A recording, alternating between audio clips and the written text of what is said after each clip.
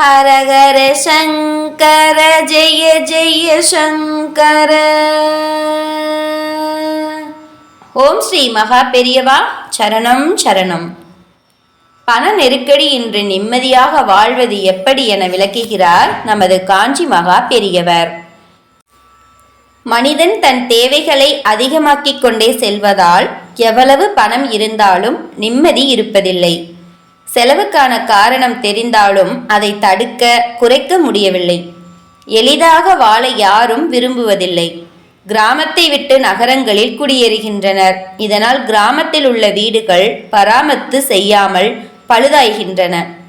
நகரத்திற்கு சென்ற பிறகு நாகரிகம் என்ற பெயரில் தேவைக்கும் அதிகமாக ஜாமான்கள் உடைகள் வாங்கி குவிக்கின்றனர்.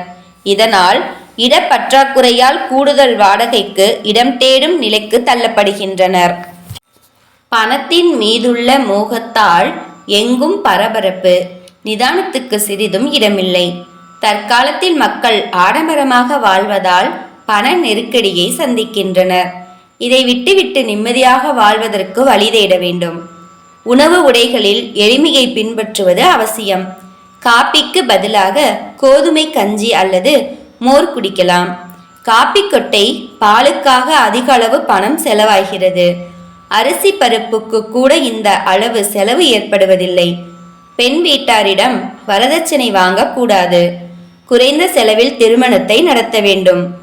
வீண் பொழுதுபோக்குகளை குறைத்து ஆன்மீக மற்றும் குடும்ப பணிகளில் ஈடுபடுங்கள்.